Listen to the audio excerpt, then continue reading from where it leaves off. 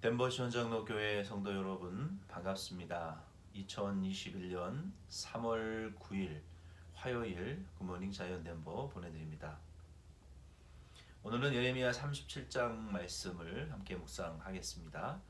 예레미야 37장 말씀의 핵심 구절은 17절과 19절입니다. 제가 읽어드리겠습니다.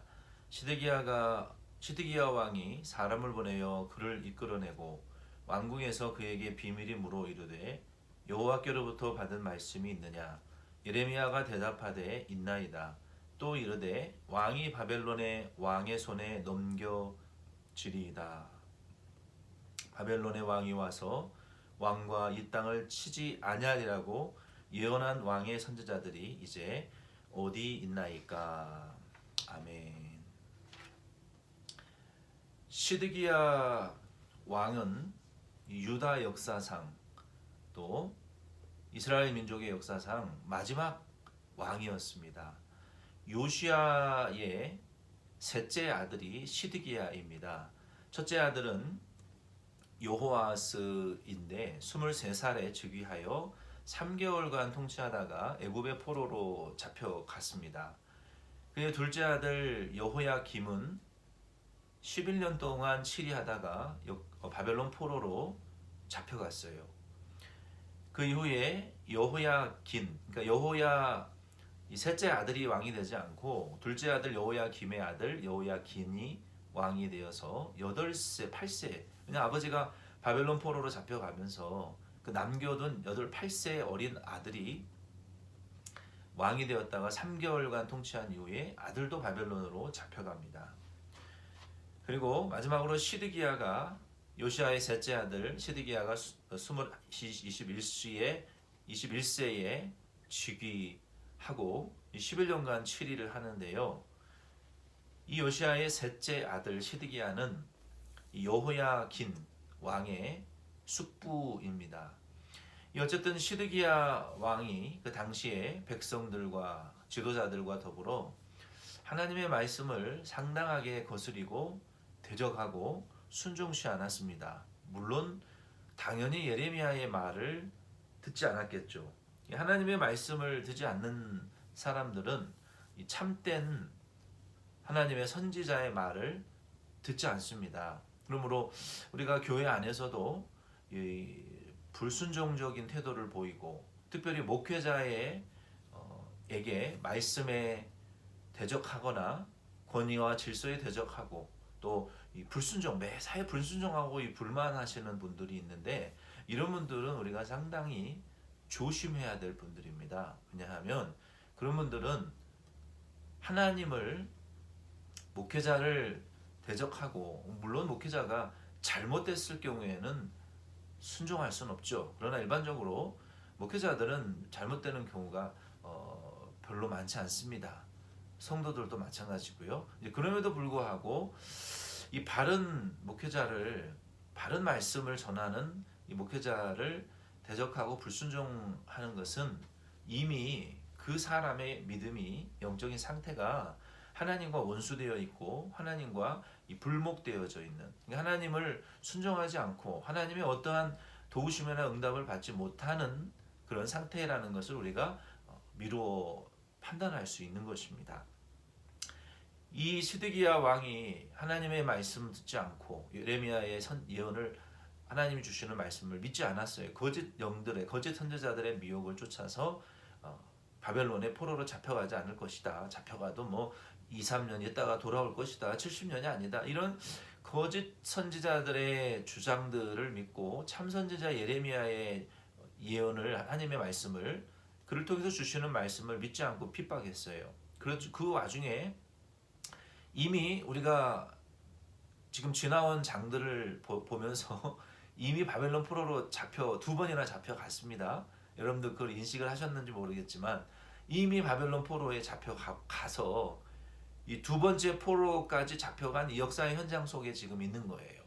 이제 마지막 세 번째 이 시드기야 왕 마지막 유다의 왕이 통치하고 있을 때에 바벨론이 3차 공격을 했습니다. 예루살렘 성을 360도로 둘러쌌죠.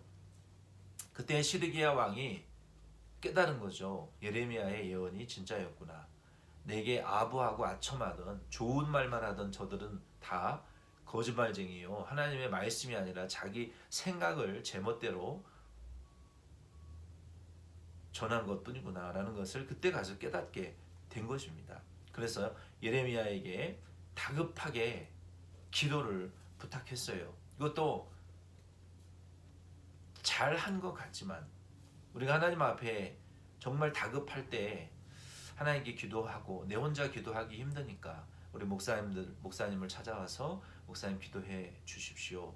그리고 우리가 교회와 함께 또 기도할 수 있는 문제들은 함께 또 열심히 기도하고 이 다급한 이러한 기도들을 하나님께 올릴 때 또 하나님께서 우리를 환난 날에 긴급하게 도와주시는 그런 믿음의 일들이 참 역사들이 많이 지금도 있습니다. 그래서 이 시드기야는 다급한 마음으로 하나님 앞에 이 예레미야에게 기도 부탁했지만 이 기도의 어떤 진실성이 별로 느껴지지는 않아요. 5절로 10절에 보니까 바로의 군대가 올라오는 것을 보고 갈대아 바벨론 군대가 잠깐 작전상 후퇴합니다. 그런데 그들이 다시 와서 예루살렘을 멸망시킬 것이라고 하나님이 분명히 말씀하셨어요. 왕은 예레미야의 말을 또 듣지 않습니다. 잠깐 다른 나라의 도움, 이 애국 군대가 오는 것을 보고 바벨론 군대가 잠시 후퇴한 것이지 포기한 것은 아닙니다. 하나님 뜻이 변경되지는 않습니다. 사실은 에스겔 17장 15절에 보면은 시드기야는 이미 애국 군대의 도움을 요청한 상태였어요. 하나님께서는 21장 9절부터 27장 8절로 11절 계속해서 바벨론의 포로로 잡혀가고 그곳에서 적응해서 살고 기도하고 다시 하나님 돌이키실 때까지 거기에 포로 생활을 하는 것이 하나님 뜻이라고 말씀하셨음에도 불구하고 그것을 거역했어요. 바벨론 군대는 잠시 퇴보했다가 하나님의 말씀이 다시 그들이 와서 바벨론 군대가 예루살렘을 파멸시킬 것이라고 말했어요. 그래서 너희가 잠시 후퇴한 것이 이 전쟁이 공격이 끝난 것이 아니라 너희가 바벨론에게 속은 것이다 라고 하나님이 가르쳐 주셨어요. 이 일이 있은 이후에 11절로 15절에 예레미야는 좀 난해한 행동을 합니다. 정확한 해석을 저도 하기가 어려운 부분이 좀 있기는 하지만 예레미야가 자기 고향으로 내려갑니다. 이 고향으로 내려간 것은 아마도 이제 멸망이 가까웠기 때문에 아마도 가족들과 또 가족들의 재산을 관리하고 또 자기가 그 상속받을 부분을 상속받기 위해서 내려갔던 것 같아요. 그럼 왜 이 와중에 예레미야가 이런 행동을 했을까요? 그 당시에 바벨론은 나라를 뺏는 예루살렘 성만 무너뜨린 것이 아니라 이 국토들을 다 빼앗는 우리가 일본이 강점기 때 한국의 그 국토 소유권들을 다 소멸시키고 일본 나라의 땅으로 다 강탈해서 자기 것으로 만들었잖아요. 지금도 그것이 한국에서는 해결되지 않은 부분들이 있는데 아마 바벨론도 이러한 침략을 할 때 그 나라의 토지들을 다 강탈하고 약탈하는 이런 행동을 했었던 것 같아요. 그래서 아마도 예레미야가 자기 고향 땅 베냐민 1장 1절에 보면은 베냐민 땅 출신이거든요. 그것으로 내려갔어요. 이러한 문제들을 대처하기 위고 하고 가족들을 돌보기 위해서 잠깐 내려간 것 같아요. 근데 그 고향에는 누가 있었냐면 항상 예레미야를 반대하고 항상 예레미야가 우리 땅에서 태어난 선지자가 자기 난 땅에서 대접받지 못한다고 예레미야를 비방하고 항상 대적하는 하나냐라는 사람이 있었습니다. 우리가 앞에서 몇 번 등장했던 인물인 것을 여러분 기억하실 거예요. 그 하나냐가 항상 예레미야를 대적하다가 하도 심하게 대적하고 반대하다가 하나님께서 그 하나냐를 징벌하셔서 죽이셨습니다.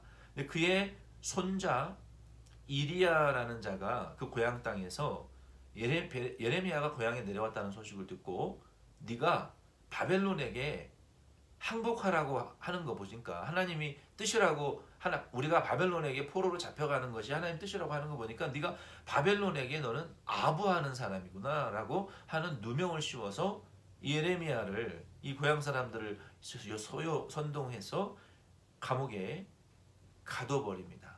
먹을 것도 주지 않았어요. 그리고 16절로 21절 말씀해 보면은 시드기야가 이제 결국은 이 사실을 알고 예레미야를 풀어줍니다. 풀어주면서 비밀이 왕궁에 불러가지고 여호와의 말씀이 혹시 너에게 임한 것이 있느냐 이렇게 물어봐요. 공개적으로 물어보지는 못하고 그동안 예레미야를 핍박했고 거짓 선지자들의 말만 들었기 때문에. 그래서 예레미야가 왕에게 있나이다. 그 하나님의 말씀은 무엇이었습니까? 당신이 포로로 바벨론에 잡혀가게 될 것이고 이 나라가 멸망하게 될 것이라는 그 예언을 말해줍니다. 그러면서 예레미야가 내가 하나님과 여기 9절에 왕이나 왕의 신하에게 이 백성에게 내가 무슨 죄를 지었길래 나를 오게 가두었습니까?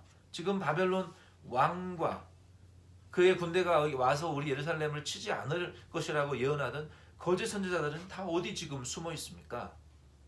이렇게 탄원합니다. 그리고 다시 감옥에 자기를 돌려보내지 말 것을 탄원해요. 그래서 시드기야가 그때야 비로소 하나님의 뜻을 깨닫기는 깨닫습니다. 그런데 이 시드기야의 태도가 진실성이 부족한 것은 평소에 하나님 말씀을 존중하지 않았어요. 하나님 말씀을 따르려고 하지 않았어요. 지금 이 바벨론의 공격의 위기에서 잠깐 모면하기 위해서 어떤 방법론적인 탈출구로 하나님의 말씀이 무엇이냐라고 물어본 것뿐이지 그가 하나님을 존중하고 경외하고 하나님의 말씀을 순종하려고 물어본 것은 아니었습니다. 하나님은 이 시드기야와 같이 하나님의 저울에 달렸을 때 정말로 왕으로서 부족하고 하나님 앞에 믿음 면에서도 부족하고 모든 것이 이 부족한 왕이었어요. 하나님께서 이 예레미야를 결국은 살려주시고 그리고 궁중 왕 시위대 뜰에 왕의 그 호위병들이 지키는 뜰에 머물게 하며 양식이 떨어지기 전까지 매일 떡 한 덩이를 이 예레미야에게 먹이고 보존해 주었습니다. 오늘 이 말씀을 통해서 우리는 예레미야와 같이 우리는 하나님의 말씀 중심으로 신앙생활을 해야만이 진실할 수 있어요. 그리고 다급할 때 우리는 하나님 앞에 반드시 무릎을 꿇고 기도하고 또 우리 저나 교회 앞에 중보의 기도를 통해서 다급한 기도들을 함께 할 때 하나님이 속히 하시기도 한다는 것을 우리가 알고 우리가 다급한 일이 있을 때 믿음이 있는 두세 사람과 함께 긴급하게 그 자리에서 기도하면 믿고 하나님이 역사하실 것을 믿는 믿음이 있는 자와 함께 기도하셔야 돼요. 예수님께서도 베드로와 야고보와 요한을 특별히 제자들 중에서 뽑아 변화산이나 중대한 일이 있을 때 기도하셨던 것처럼 여러분도 아주 다급한 일이 있을 때에는 정말 믿음이 있는 분들이나 혹은 저와 우리 교회에 함께 알려 다급한 기도에 응답받을 수 있도록 여러분 기도할 수 있기 바랍니다. 그리고 우리는 어떠한 위기가 왔을 때 위기를 모면하려고만 하지 말고 우리는 하나님의 뜻이 무엇인가를 잘 분별하고 깨달아서 하나님이 요구하시는 것이 바벨론 포로에게 잡혀가서 낮아져서 겸손히 그곳에서 회개하고 하나님의 뜻이 이루어지도록 기다리는 것이 하나님 뜻이라면 그렇게 순종해야 되는 거예요. 그냥 위기만 모면하려고 우리가 해서는 안 되고 그때에 하나님이 때가 되면 이제 회복시켜 주시겠다고 약속하셨기 때문에 그래서 우리는 이러한 점들을 오늘 이 말씀을 통해서 여러분 묵상하시고 또 기도하시고 오늘 하루 적용하시면서 여러분 오늘도 그리고 이번 한 주도 여러분 예수님 손 꼭 붙잡고 예수님의 이끄심에 순종하시고 복종하시는 우리 덴버시원 장로교회가 되기를 바랍니다. 기도드리겠습니다. 하나님 아버지 오늘 예레미야가 감옥에 갇혀서도 하나님의 참된 예언을 붙들고 하나님의 보호하심과 먹여주심을 인도하심의 은혜를 체험하게 하신 것처럼 우리 덴버시원 장로교회 오늘 모든 성도님들도 힘들어도 하나님 말씀 절대로 버리지 아니하게 하시고 다급할 때 함께 믿음의 사람들과 같이 기도할 수 있게 하여 주시며 우리는 환난이 왔을 때 그 순간을 모면하려고 하지 않고 하나님의 뜻을 깨달아 하나님의 뜻대로 우리가 회개하든지 혹은 겸손히 낮아지든지 우리가 하나님의 뜻대로 순종해 나갈 수 있도록 이러한 은혜들을 베풀어 주옵소서. 오늘도 성령님, 성도님들의 일상과 범사 가운데 늘 함께 하시며 세밀한 음성과 인도하심으로 오늘도 도와 역사하여 주옵소서. 예수님의 이름으로 기도드립니다. 아멘. 여러분 수고 많이 하셨습니다. 수요일날 가정예배 드리시고 목요일날 뵙겠습니다.